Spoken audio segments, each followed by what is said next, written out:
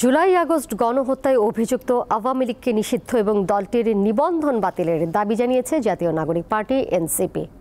আওয়ামী লীগকে নিষিদ্ধের বিষয়ে প্রধান উপদেষ্টার বক্তব্যের নিন্দা জানিয়েছে এনসিপি। দলটির নেতারা বলেন, রাজনীতিতে অন্য কোনো শক্তির হস্তক্ষেপ কাম্য নয়। ওয়ালটন আবারও মিলিয়নিয়ার অফারে ওয়ালটন ফ্রিজ কিনে আপনিও হয়ে যেতে পারেন মিলিয়নিয়ার।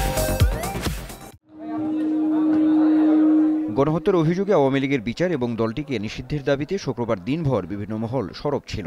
একই দাবিতে সন্ধ্যায় রাজধানীতে দলীয় কার্যালয়ে সংবাদ সম্মেলন করে জাতীয় নাগরিক পার্টি এনসিপি। এতে সংগঠনের বিভিন্ন পর্যায়ের নেতারা বক্তব্য রাখেন। বাংলাদেশে যাতে কোনো ফ্যাসিবাদী শক্তি কোনোভাবে আর পুনর্বাসিত হতে না পারে, সেজন্য জাতীয় নাগরিক পার্টি এনসিপির সমস্ত নেতৃবৃন্দ, সমস্ত শুভাকাঙ্ক্ষী এবং সমর্থকবৃন্দ আমরা রাজপথে হাজির থাকতে প্রস্তুত আছি।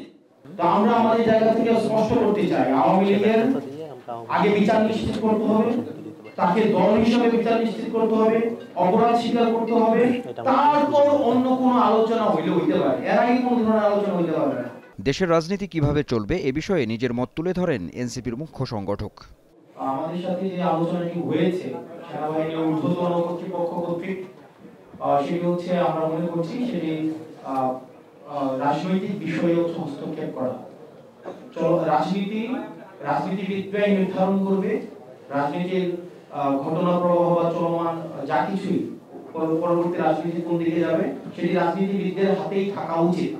আওয়ামী লীগের বিচার এবং দলটিকে নিষিদ্ধের দাবিতে বক্তব্য রাখেন জাতীয় নাগরিক পার্টির আহ্বায়কও। জুলাই গণহত্যা সহ বিগত ফ্যাসিবাদী রেজিমে সংগঠিত অপরাপর গণহত্যা ও মানবতাবিরোধী বিরোধী অপরাধের বিচারের নিশ্চয়তা চায়।